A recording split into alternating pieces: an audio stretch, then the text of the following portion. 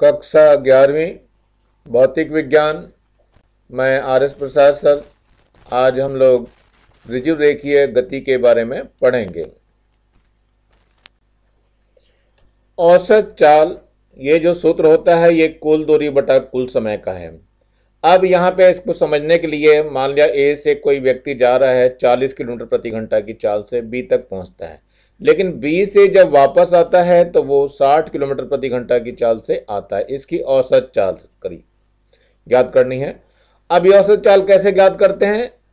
बच्चे इसको मोस्टली 40 और प्लस 60 100 बटे 2 करके 50 किलोमीटर प्रति घंटा बता देते हैं, लेकिन ये गलत सवाल है। तो कैसे इसको हल करेंगे देखते हैं। माना ए बी के बीच की दूरी बराबर x किलोमीटर। ए से बी तक जाने में लगा समय t1 है, और चाल तो पता ही है, ए से बी तक जाने में चाल हो गया हमारे पास 40 किलोमीटर प्रति घंटा। समय t1 घंटे लिया हमने, हावर्स। तो जरा आप लगाते हैं इसमें समय का सूत्र लगा लेते हैं। समय बराबर हो जाएगा दूरी बटे चाल। देखते हैं, समय हमने t1 लिया है, दूरी कितनी है x मानी है, और चाल कितनी है 40 किलोमीटर प्रति घंटा। इतने घंटे निकल के आ जाएंगे। अब B से A तक आने में लगा समय हमने t2 घंटे ले लिया, और B से A तक आने में चाल जो है वो कितनी है 60 किलोमीटर प्रति घंटा, और दूरी हमने x मान रखी है। तो समय का सूत्र लगा देंगे। समय बराबर वही दूरी बटे चाल वाला सूत्र लगाना है। तो समय t2 हो जाएगा, दूरी जो है x है, और चाल हमारे पास 60 है। इतने घंटे आ जाएंगे, इतने आवर्स।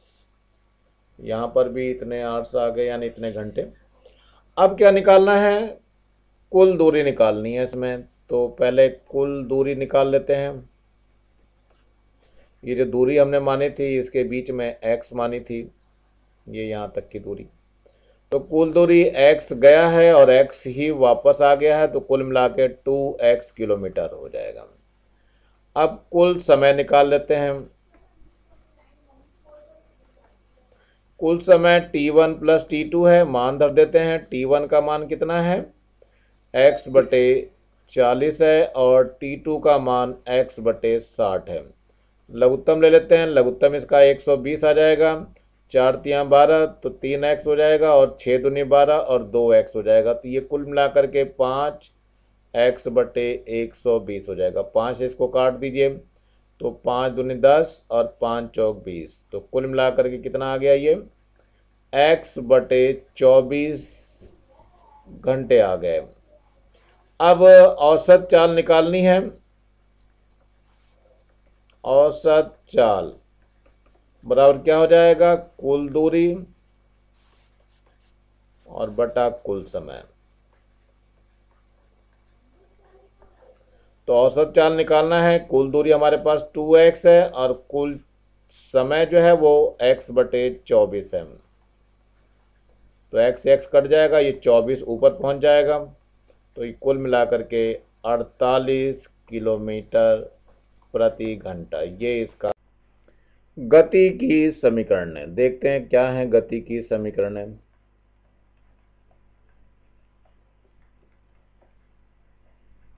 गति की समीकरण में जो आती है, पहली समीकरण आती है v बराबर u प्लस at। ये गति की पहली समीकरण है।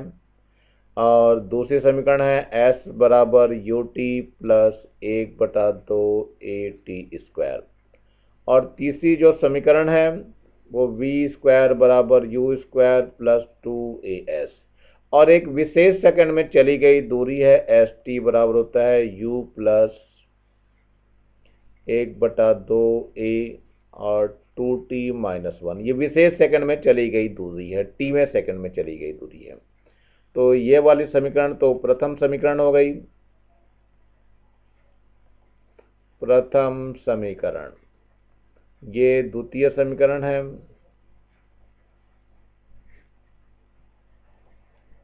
और इसको हम तृतीय समीकरण के नाम से जानते हैं।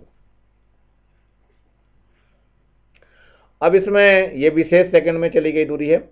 अब इसमें इन तीनों समीकरणों को कैसे प्राप्त करते हैं, इनके लिए हम देखते हैं। तो पहले स्टार्ट करना पड़ेगा। माना कोई वस्तु u वेग से तथा a त्वरण के अंतर्गत चलना प्रारंभ करती है।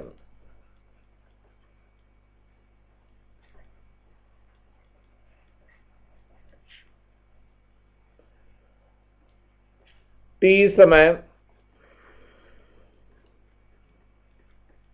चलने के पश्चात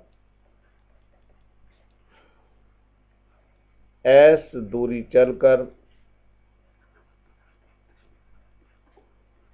v वेग प्राप्त कर लेती है।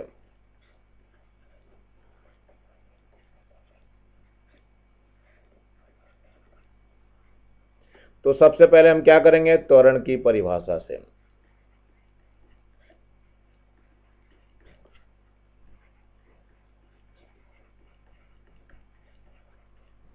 तो त्वरण की परिभाषा क्या होती है, वेग परिवर्तन की दर को हम त्वरण कहते हैं। तो यहां आ जाएगा वेग परिवर्तन और बटे समय अंतराल।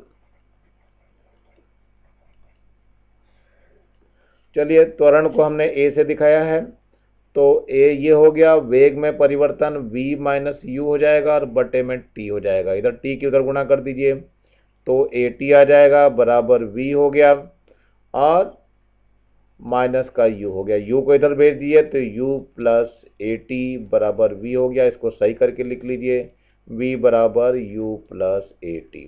यही गति की प्रथम समीकरण है। तो यहाँ लिखना पड़ेगा, यही गति की प्रथम समीकरण है।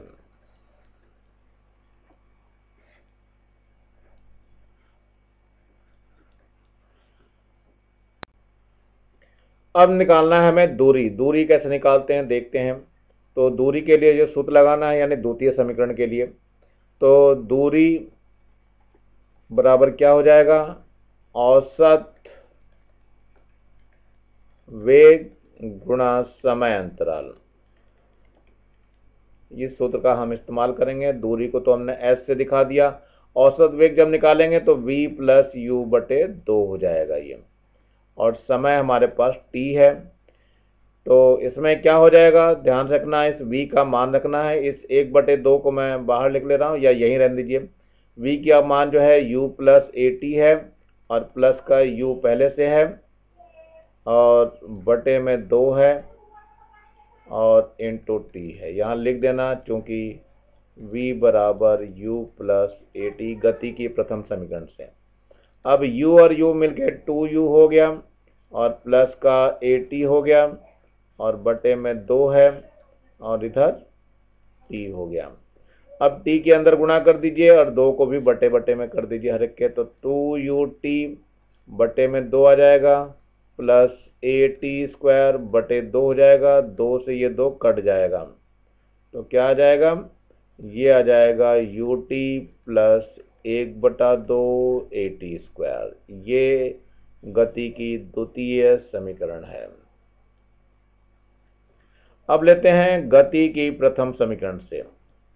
यानी कि गति की प्रथम समीकरण से, गति की प्रथम समीकरण से क्या है प्रथम समीकरण? v बराबर u प्लस ए टी, दोनों ओर वर्ग करने पर।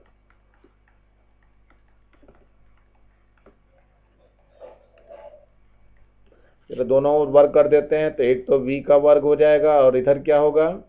u प्लस ए टी का वर्ग हो जाएगा। अब जरा इनका वर्ग खोलना है, तो v का वर्ग अपनी जगह है, u प्लस ए टी मतलब पहले u का वर्ग हो जाएगा प्लस 2u ए टी आ जाएगा और प्लस का a square T square, a square plus 2ab plus b square कर दिया हमने, इसको खोल दिया है पूरा। अब क्या करना है, इसको u स्क्वायर है प्लस का यहां से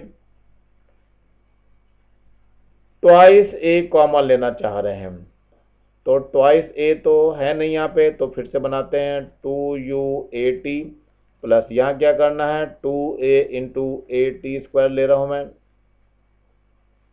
और बटे में 2 कर दे रहा हूं यहाँ पे, देखते हैं इससे क्या होता है। और यहाँ से तो u स्क्वायर ही है, यहाँ से ट्वाइस ए कॉमन ले लीजिए, क्या बच जाएगा यहाँ से यू टी बच जाएगा और प्लस यहाँ से 1/2 ए टी स्क्वायर बच जाएगा। ये मान अभी आपने s के बराबर पढ़ा है, तो ये क्या हो गया u स्क्वायर प्लस 2as, ये जो था v स्क्वायर के बराबर हो गया और ये गति की तृतीय समीकरण है। तो आप लोगों को नाम से ही याद रखना है, यहाँ पे ये लिखना पड़ेगा क्योंकि s बराबर U T plus 1/2 A T square. तो इस तरह से ये गति की समीकरणें हमें प्राप्त हो जाती हैं। विशेष सेकंड में चली गई दूरी, यानी हम एस टी के लिए अब हम सूत्र का निगमन करेंगे।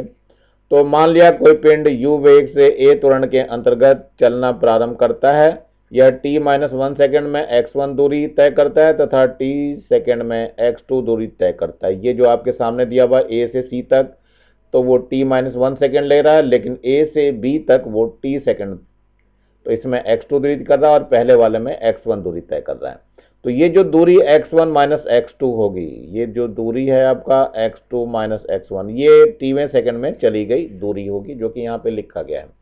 अब हमारे पास एक सूत्र है, सूत्र आपका s बराबर U T plus 1/2 A T square, इसी का इस्तेमाल करेंगे। तो पहले वाली कंडीशन में हम लगाते हैं, तो t सेकंड में जो चली गई दूरी वो तो x2 है, तो x2 बराबर हो जाएगा U T plus 1/2 A T square, ये समीकरण नंबर 1 हो गई। अब जब दूसरी कंडीशन लगाएंगे x1 वाली, तो इसमें t की जगह t-1 लिया जाएगा, तो t की जगह t-1 रख दीजिए प्लस का 1/2 a और ये t-1 का स्क्वायर हो जाएगा, ये समीकरण नंबर 2 हो गई। अब समीकरण 1 में से समीकरण 2 को घटाना है, तो यही लिखना है समीकरण 1 में से समीकरण 2 को घटाने पर, घटा देते हैं जरा, तो ये क्या आ जाएगा, ये लिखेंगे हम x2 बराबर U T plus 1/2 A T square और यहाँ x1 बराबर है u t-1 है प्लस 1/2 a है और t-1 का स्क्वायर है। घटाते समय क्या होता है, इनके चिन्ह बदल जाते हैं, तो ये माइनस हो जाएगा, यहाँ भी माइनस हो जाएगा, यहाँ भी माइनस हो जाएगा। तो ये तो हो गया x2 माइनस x1 जो विशेष सेकंड में चली गई दूरी है, जो कि st के बराबर होगा। यानी st जब लिखेंगे हम कहीं पर भी विशेष सेकंड में चली गई दूरी, तो वो x2 माइनस x1 लेंगे। चलिए यहाँ से इन दोनों को लिख लेते हैं, तो ये u है, t है और माइनस का u और t-1 आ गया, ऐसे प्लस 1/2 a टी स्क्वायर है और माइनस 1/2 a और यहाँ पर t-1 का स्क्वायर है। देखिए x2 माइनस x1 ये जो चीज थी, ये पूरा का पूरा जो है ये st के बराबर हो गया, तो हम इसको शॉर्ट में st ही लिखेंगे बराबर। इन दोनों में से u कॉमन ले रहा हूं मैं, तो u कॉमन लेते देखो क्या बच जाएगा, यहाँ से t बचेगा माइनस t+1 बच जाएगा, प्लस यहाँ से 1/2 a कॉमन लूंगा, तो ये बच जाएगा 1/2 a कॉमन, तो बचा क्या t² माइनस t-1 का स्क्वायर बच जाएगा। तो ये एस टी बराबर क्या हो जाएगा, u तो है ही है, इसमें t से t कट जाएगा तो केवल u ही बचा रहेगा प्लस 1/2a। इसे वास्तव में देखिए a स्क्वायर और माइनस बी स्क्वायर का सूत्र लगेगा, यानी एक बार प्लस हो जाएगा एक बार माइनस हो जाएगा, तो t प्लस t माइनस 1 हो जाएगा एक बार, और दूसरी बार t माइनस t प्लस 1 हो जाएगा।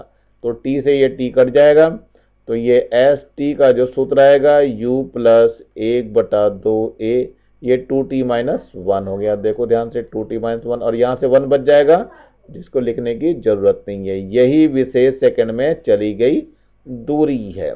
तो इस तरह का कोई सा एक सूत्र आपको एग्जाम में आएगा सिद्ध करने की। ये ग्राफी विधि द्वारा गति की समीकरण प्राप्त करना है। ये आपके सामने एक समय ग्राफ दिया हुआ है, समय और वेग का, यानी वेग समय का ग्राफ दिया, ओ एक्स एक्सिस पे समय दिया है और ओ वाई एक्स पे वेग को दर्शाया गया। ये प्रारंभिक वेग है और ये अंतिम वेग है जिसमें कि t समय लगता है। इसको ये ग्राफ दिखाई दे रहा है, ए बी ग्राफ द्वारा इसको दर्शाया गया। तो हमें क्या निकालना है, इसमें गति की तीनों समीकरणें प्राप्त करनी है। चलो देखते हैं कैसे प्राप्त होती हैं, यही इसके बारे में यहाँ लिखा हुआ है। तो सबसे पहले हम त्वरण के लिए लेते हैं। तो त्वरण जो होता है वो ए बी रेखा का ढाल होगा, ए बी रेखा का ढाल। ढाल को कैसे निकालते हैं, tan थीटा से निकालते हैं। तो ढाल त्वरण को तो a से दिखा रहे हैं, ढाल को हम tan थीटा से निकालते हैं। और tan थीटा जो होता है क्या होता है, लंब बटे आधार। चलिए देखते हैं। तो a का मान लंब जो है सब देखो BC है और आधार जो है वो AC है, तो रख देते हैं इसमें मान। तो a का मान यहाँ देख लेते हैं क्या आ जाएगा, a बराबर हो जाएगा, देखो BC का जो मान है वास्तव में v माइनस यू के बराबर है, तो ये v माइनस यू हो जाएगा, और ये नीचे आधार जो था वो t के बराबर है, तो इधर गुणा कर दीजिए तो AT बराबर हो जाएगा v माइनस यू, यू को इधर भेज दीजिए तो u प्लस AT हो गया बराबर v हो गया, यानी v बराबर u प्लस AT। ये गति की पहली समीकरण प्राप्त हो गई हमें। अब चलते हैं दूरी निकालने के लिए। दूरी जो होता है s, यानी कि दूरी जो है s से दिखा रहे हैं हम, और ये क्या हो जाएगा, ये नाम दे दीजिए AOBC, ये सपोज D है ये। तो ये जो है चतुर्भुज जो बना हुआ है ये OABD का क्षेत्रफल हो जाएगा। तो इसका क्षेत्रफल निकालना चाह रहे हैं। तो S बराबर क्षेत्रफल कैसे निकालते हैं, ये एक समलंब है, तो समलंब का क्षेत्रफल कैसे निकाला जाएगा। तो इसमें एक तो ये चतुर्भुज आयत बन रहा है और ऊपर एक त्रिभुज बन रहा है, तो हम इन दोनों को ले लेते हैं। तो सबसे पहले इसमें ये आयत जो बन रहा है ये ACDO का क्षेत्रफल प्लस त्रिभुज ABC का क्षेत्रफल निकाल देते हैं जरा। ये तो लंबाई गुणा चौड़ाई से हो जाएगा, यानी OA गुणा OD प्लस ये 1/2 आधार कितना है AC है और ऊंचाई इसकी BC है। चलिए रख देते हैं। OA का मान हमारे पास कितना है, U है, और इसका मान T है प्लस 1/2। AC का मान जरा ध्यान से देखो, AC का मान T है तो इंटू T कर दीजिए, और BC का मान जरा ध्यान से देखो, B से C तक V माइनस यू है, तो यहाँ पर V माइनस यू कर देते हैं।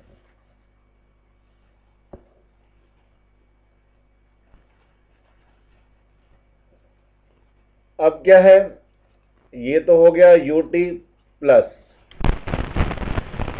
1/2, यहाँ पे T है, V का मान U प्लस AT होता है, रख देते हैं U प्लस AT, और माइनस का U पहले से ही है लिख देना क्योंकि V बराबर U प्लस AT। तो कितना हो जाएगा, ये U से U कट जाएगा और जो सूत्र आ जाएगा वो S का आएगा, S बराबर UT प्लस 1/2 AC स्क्वायर। ये गति की द्वितीय समीकरण है। अब इसी को और देखते हैं। तृतीय समीकरण को प्राप्त करने के लिए क्या करते हैं हम, तो सूत्र वही है, एस निकालना है तो क्षेत्रफल का सूत्र वही दिया जाएगा, यानी कौन सा क्षेत्रफल दिया जाएगा, त्रिभुज ओ ए बी डी का क्षेत्रफल। लेकिन अब ये सूत्र जो है समलंब का लगाएंगे, 1/2 समांतर भुजाओं का योग। समांतर भुजाएं कौन कौन सी हैं, ओ ए और बी डी। तो यहाँ लिखेंगे ओ ए प्लस बी डी, और इनके बीच की जो दूरी है वो ओ डी है, तो ओ डी लिख दीजिए। देखते हैं क्या आ गया, 1/2। ओ ए का मान कितना है, ध्यान से देखो, u है और इसका v है, तो इसका मान जो है u हो गया, इसका मान v हो गया। और ओ डी जो है वास्तव में t है, ओ डी का मान t है। तो इस t का मान जो है निकालेंगे v बराबर u प्लस ए टी से। तो निकाल लेते हैं t का मान। ये तो s आ गया, क्योंकि v बराबर है u प्लस ए टी, तो t का मान इससे निकालेंगे तो ये आ जाएगा v माइनस यू बटे ए। ये मान यहाँ रखना है आपको, तो रख देते हैं। तो s बराबर हो जाएगा 1/2 u प्लस v हो गया, और इधर जो है ये v माइनस यू हो जाएगा और बटे में a हो जाएगा। तो 2a इधर आके गुणा हो जाएगी, तो 2as हो गया, और ये a माइनस बी और a प्लस बी का सूत्र हो गया, तो ये v square minus you square हो जाएगा।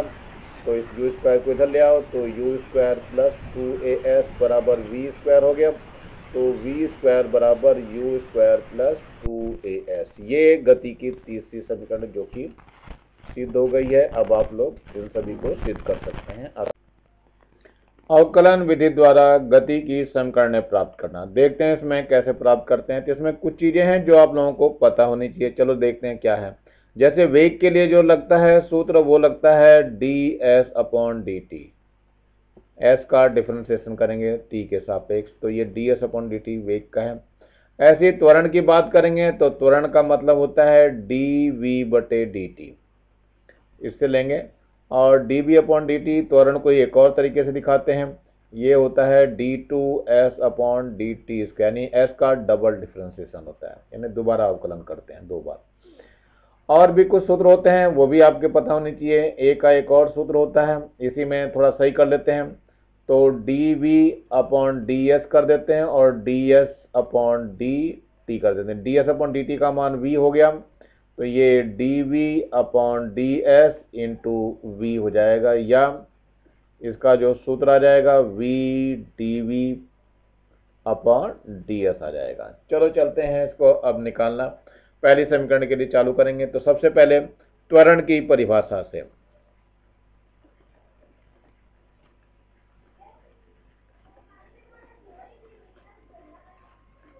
त्वरण की परिभाषा जो होती है a होती है, और a जो होता है ये dv/dt होता है, यानी कि वेग में परिवर्तन की समय दर को हम त्वरण कहते हैं। अब इसमें जरा इसका ब्रज गुणा कर देते हैं। तो ब्रज गुणा करेंगे तो कितना आ जाएगा, ये a dt आ जाएगा और यहाँ dv आ जाएगा। तो इसको जरा सही करके लिख दीजिए, dv बराबर a dt, दोनों ओर समाकलन करने पर,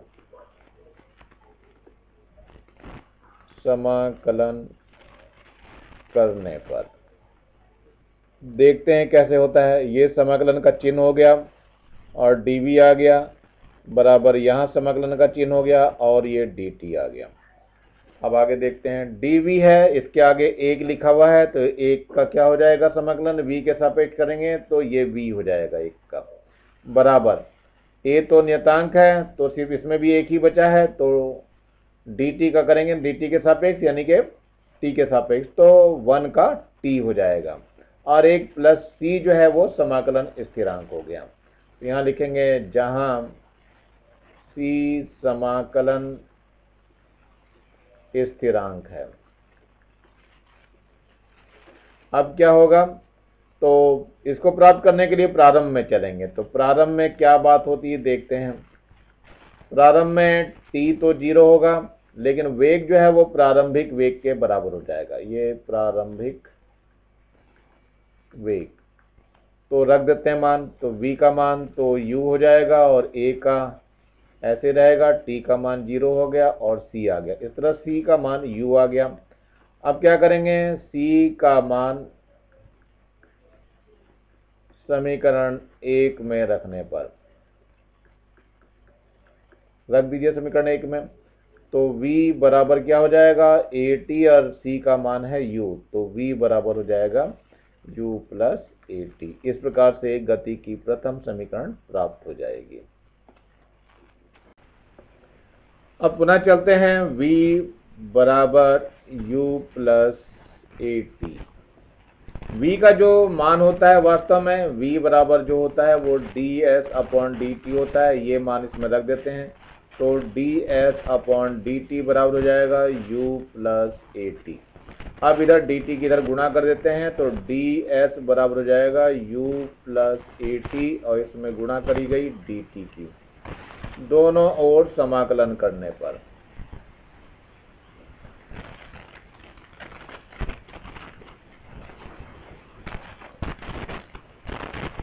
समाकलन करते हैं तो समाकलन का ये चिन्ह होता है, ये ds हो जाएगा और बराबर यहाँ भी समाकलन का चिन्ह है u प्लस AT हो जाएगा और यहाँ पर dt है।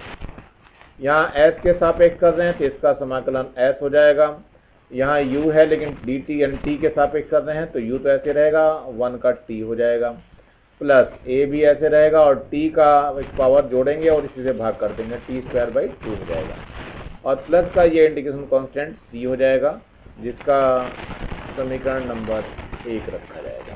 तो यहाँ लिखेंगे जहाँ c समाकलन स्थिरांक है,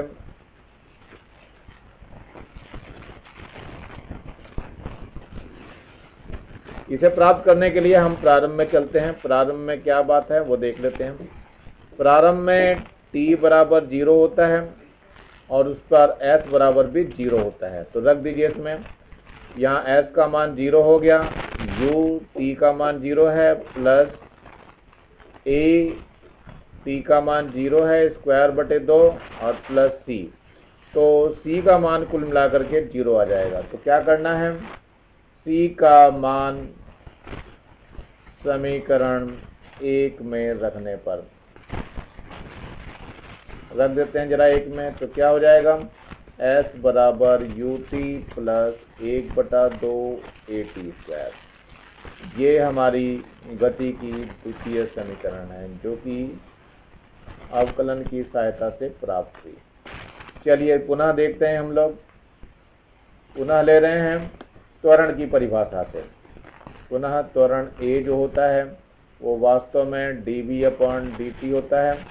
अब इसमें मैंने पहले ही बताया था कि dv/ds कर दीजिए, इसको ds/dt कर दीजिए, ये a के ही बराबर होगा, इसका मान v हो जाएगा।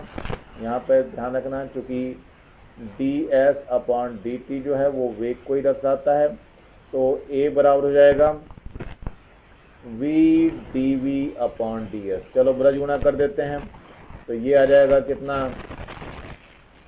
ये आ जाएगा v dv बराबर a ds, दोनों ओर समाकलन करने पर, दोनों ओर समाकलन करने पर जरा कर दीजिए, तो ये समाकलन का चिन्ह आ जाएगा, v dv हो जाएगा बराबर यहाँ हो जाएगा a और ds।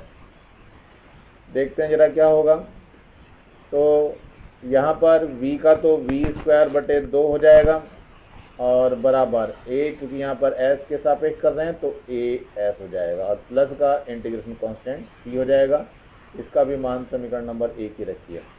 इसको प्राप्त करने के लिए जहाँ c समाकलन स्थिरांक है, ये तो आपको बता ही दिया है, तो c का मान प्राप्त करने के लिए प्रारंभ में चलेंगे। तो प्रारंभ में क्या खास बात है, प्रारंभ में t बराबर 0 पर s 0 होता है और v जो है वो u के बराबर हो जाता है, तो यहाँ पर u²/2 हो जाएगा और बराबर 0 प्लस c हो जाएगा, यानी c का मान जो आ गया u²/t। तो क्या करना है, c का मान समीकरण 1 में रखने पर, अब ये थोड़ा सा मैं ऊपर की तरफ चल रहा हूँ, जरा देखते हैं, यहाँ पे जगह नहीं बची है, तो ये मान जो है इसमें c का मान रखा जा रहा है, तो कितना हो जाएगा, ये देखो v² अब ये c का मान जो है समीकरण 1 में रखने पर, यहाँ लिख दिया c का मान समीकरण 1 में रखने पर, तो देखो क्या हो जाएगा, ये v²/2 बराबर as और प्लस का हो जाएगा u²/2। अब इसका लघुत्तम ले लेते हैं, तो v²/2 बराबर हो जाएगा, लघुत्तम में 2 आ जाएगा और यहाँ पे 2as हो जाएगा और प्लस का u², इस 2 से ये 2 कट जाएगा, तो v² बराबर, ये से सही कर लीजिए, तो v² बराबर u² प्लस 2as, यही गति की तृतीय समीकरण है। तो गति की तीनों समीकरणें तीन तरह से प्राप्त हुई, एक तो सामान्य विधि थी, दूसरी थी ग्राफीय विधि,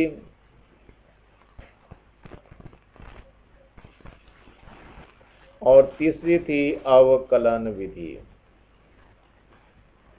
तो तीन विधियां बताई गई हैं, तीन ही विधियों में से तीन समीकरणें हैं। कोई सी भी समीकरण आपसे एग्जाम में पूछी जाएगी, लेकिन जरूरी आपसे पूछी जाएगी। वो भी हो सकता है कि विशेष सेकंड में चली गई दूरी भी आपसे पूछ ली जाए। एक कण की स्थिति समीकरण x बराबर 4t² - 15t + b मीटर के द्वारा व्यक्त की गई है। शून्य समय पर कण की स्थिति, वेग तथा त्वरण ज्ञात कीजिए, तीनों बताना है। तो देखते हैं जरा, x बराबर 4t² माइनस का 15t प्लस का 20 मीटर में लिखा हुआ, यह समीकरण नंबर 1 ले लेते हैं।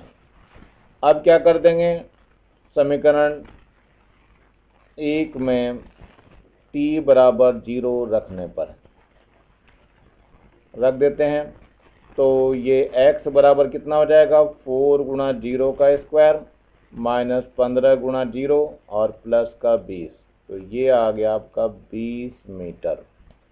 ये पहले का है, यानी कि ये पहली है स्थिति, यानी कि शून्य समय पर ये इतनी मीटर दूरी पर होगा, ये पहला आंसर है आपका। दूसरा, वेग निकालने के लिए क्या करते हैं, देखते हैं इसको।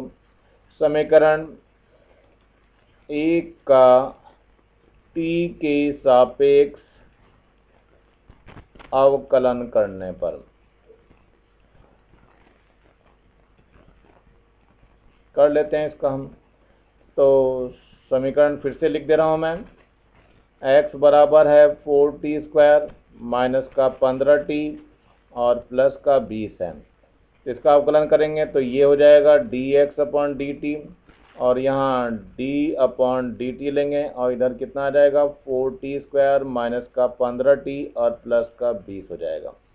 अब इसका अवकलन लेना, ये तो वेग v के बराबर हो जाएगा, dx/dt है वास्तव में ये वेग v के बराबर हो जाएगा। 4 तो ऐसे रहेगा, t² का करेंगे तो 2t हो जाएगा और माइनस का 15 t का 1 हो जाएगा और 20 का 0 हो जाएगा। देखते हैं, तो v का मान आ गया 8t माइनस का 15, ये समीकरण नंबर 2 हो गई। अब क्या करेंगे, समीकरण 2 में t बराबर 0 रखने पर रख देते हैं जरा, तो v बराबर हो जाएगा 8 × 0 माइनस का 15, तो v का मान कितना निकल के आएगा, 0 माइनस 15, यानी v बराबर आ गया माइनस का 15 मीटर प्रति सेकंड। ये जो है दूसरा है, यानी शून्य समय पर ये वेग बताना था इसका, तो ये दूसरा आंसर है आपका। अब बच गया त्वरण। त्वरण के लिए v बराबर लिख लेते हैं दोबारा, v बराबर कितना आया था, 8t माइनस 15, ये समीकरण नंबर कौन सी थी, 2 थी। तो क्या करना है इसे, समीकरण कौन सी, 2 को ही, 2 को t के सापेक्ष अवकलन करने पर, जरा अवकलन कर देते हैं, तो ये dv/dt हो जाएगा बराबर d/dt लेंगे, इधर 8t माइनस 15 हो जाएगा। dv/dt को त्वरण a से दिखाते हैं, और ये d/dt 8t का 1 हो जाएगा माइनस 15 का 0 हो जाएगा, यानी a का मान जो आ जाएगा 8 मीटर प्रति सेकंड स्क्वायर, ये तीसरा आंसर है। इसमें t बराबर अगर शून्य रखें तब भी ये मान 8 ही रहेगा, क्योंकि t से ये स्वतंत्र, t में कोई मान नहीं रख सकते यहाँ पे। तो त्वरण का मान हमेशा स्थिर ही रहना है इस समीकरणों में। तो ये मेरे ख्याल से इन प्रश्नों को करना आप लोग सीख गए होंगे। 60 मीटर ऊंची मीनार के शिखर से एक पिंड 20 मीटर प्रति सेकंड के वेग से ऊर्ध्वाधर ऊपर की ओर फेंका जाता है। यदि g बराबर 10 मीटर प्रति सेकंड स्क्वायर हो तो वह जमीन पर कितने समय में गिरेगा। ये पिंड है, ऊपर की ओर 20 मीटर प्रति सेकंड के वेग से फेंका जा रहा है और ये मीनार है जिसकी ऊंचाई 60 मीटर है। तो पिंड ये ऊपर जा कर के नीचे गिरता है। ये बताना है कितना समय लगेगा, t बताना है आपको। तो पिंड की ऊर्ध्वाधर ऊपर की ओर गति ले रहे हैं। पिंड की ऊर्ध्वाधर सतह ऊपर की ओर गति लेने पर, ऊपर की ओर गति लेने पर, चलो देखते हैं क्या है। अगर जब ये ऊपर की ओर जाएगा तो u दे रखा है इन्होंने 20 मीटर प्रति सेकंड, लेकिन त्वरण a का मान जो है -g के बराबर हो जाएगा, यानी माइनस का 10, क्योंकि नीचे लग रहा है मीटर प्रति सेकंड स्क्वायर। और ये जो दूरी है, जब फेंका ऊपर को गया तो दूरी तो नीचे रह गई, तो s भी माइनस का ही आ जाएगा, तो माइनस का 60 मीटर हो जाएगा। अब चलते हैं जरा सूत्र के बारे में। सूत्र है s बराबर ut plus 1/2 at square. s का मान कितना है, माइनस का 60 है, u 20 है, t का मान हमें निकालना है, और ये माइनस का 1/2, a का मान g है, g का मान 10 है, तो यहाँ 10 आ जाएगा, और t का स्क्वायर है तो t स्क्वायर s लिख देंगे। ये 2 पंजे 10 हो गया। अब देखते हैं क्या बच गया। तो ये हो गया माइनस का 60 बराबर 20t माइनस का 5t स्क्वायर। सबको इधर ले चलते हैं तो 5t स्क्वायर हो गया, माइनस का 20t हो गया, और माइनस का ही 60 है बराबर 0। इसको 5 से भाग कर लेते हैं। 5 से भाग देने पर दे लेते हैं तो t स्क्वायर माइनस 5 चौक 20 और 12 पंजे 60 आ जाएगा बराबर 0। अब इसके फैक्टर कर लेते हैं, कितना आएगा ये देखना है। तो 6 दूनी 12 करके आ जाएगा, तो t square minus 6 minus 2t आ जाएगा, और माइनस का 12 बराबर 0। तो t square minus 6t plus का 2t माइनस का 12 बराबर 0। इन दोनों में से t कॉमन आ जाएगा, तो देखते हैं t कॉमन लेते हैं क्या बच जाएगा। t माइनस 6 आ गया और प्लस का 2 कॉमन आ जाएगा, और यहाँ t माइनस 6 आ जाएगा बराबर 0। देखिए जरा, t माइनस 6 एक ब्रैकेट में आ जाएगा और दूसरे ब्रैकेट में t प्लस 2 बराबर 0 हो जाएगा। एक बार लेंगे हम, जब t माइनस 6 बराबर 0 तो t बराबर 6 सेकेंड, ये आंसर आ जाएगा। लेकिन जब दूसरा लेंगे तब क्या हो जाएगा, t प्लस 2 बराबर 0 और t बराबर माइनस 2 सेकेंड। ये असंभव मान है। असंभव इसलिए है कि समय कभी भी ऋणात्मक नहीं हो सकता, यानी हम पीछे नहीं जा सकते हैं कभी भी। एक मीनार की चोटी से स्वतंत्रतापूर्वक गिराया जाता है और अपनी यात्रा के अंतिम सेकंड में मीनार की ऊंचाई का 9/25वां भाग तय करता है। तो यात्रा का समय तथा मीनार की ऊंचाई ज्ञात कीजिए। चलो देखते हैं इसमें। यहाँ u बराबर 0 दिया है, a का मान g दिया हुआ है, ये पूरा जो है s दिया हुआ, और ये st यानी अंतिम सेकंड में चली गई दूरी। तो पहले एक एक को निकालना चालू करते हैं। तो s बराबर सूत्र है ut प्लस 1/2 at स्क्वायर। इसमें u का मान 0 रख देंगे और a का मान g दिया हुआ है उसको रख देंगे। तो s बराबर हो जाएगा 0 प्लस 1/2 gt स्क्वायर। तो s का मान हो गया 1/2 gt स्क्वायर, समीकरण नंबर 1 हो गई। और st का भी सूत्र लगा लेते हैं। st का सूत्र होता है u प्लस 1/2 a2t माइनस 1, ये मैंने सिद्ध करके दिखाया था।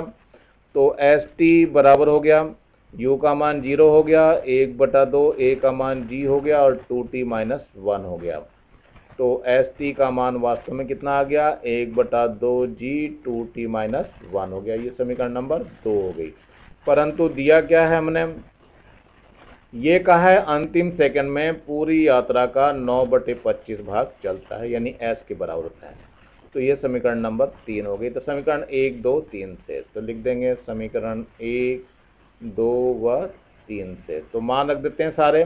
st का मान तो ये निकाला गया है 1/2 g 2t माइनस 1 बराबर 9/25, और ये जो मान दिया है गुणा 1/2 gt स्क्वायर।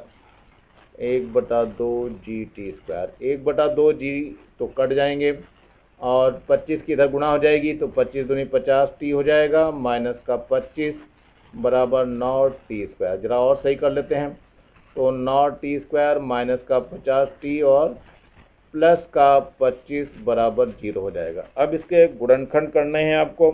गुणनखंड करके कितने आते हैं ये देखना है। 9 और 25 की गुणा तो 9 × 5 = 45 और 5 हो जाएगा तो 9t² माइनस 45 प्लस 5 हो जाएगा ये, और t है और प्लस का 25 बराबर 0। चलिए 9t² माइनस का 45t हो जाएगा, माइनस का 5t और प्लस का 25 बराबर 0। यहाँ से 9 कॉमन आ जाएगा तो t माइनस 9 × 5 = 45 5 हो जाएगा, और माइनस का 5 कॉमन आ जाएगा तो t माइनस 5 आ जाएगा और बराबर 0। तो एक तो हो जाएगा t माइनस 5 और दूसरा ये 9t कॉमन आया था, दूसरा आ जाएगा 9t माइनस 5 बराबर 0। तो एक बार तो ये लेंगे, जब t माइनस 5 बराबर 0 तो t बराबर 5 हो जाएगा, इतने सेकंड आ जाएगा, एक तो आंसर आ गया। और दूसरा जब लेंगे तो 9t माइनस 5 बराबर 0 तो t बराबर जो है 5/9 सेकेंड, ये अमान्य हो जाएगा। क्यों हो जाएगा? क्योंकि अंतिम सेकंड तो पूरा 1 सेकंड से कम है, इसलिए ये अमान्य हो जाएगा। अब जो है इस वाले सूत्र में इसका मान रख देंगे तो मीनार की ऊंचाई निकल जाएगी। तो t का मान समीकरण 1 में रख दीजिए तो s बराबर कितना हो जाएगा 1/2, g का मान 10 है और t का मान है 5 तो गुणा 5 हो जाएगा, तो 2 पंजे 10 तो 5 पंजे 25 और पंजे 125 मीटर मीनार की ऊंचाई होगी। ये इसका आंसर होगा। यदि मेरा चैनल अच्छा लगा हो तो उसको लाइक करें, सब्सक्राइब करें और शेयर करें। Thank you. Have a nice day.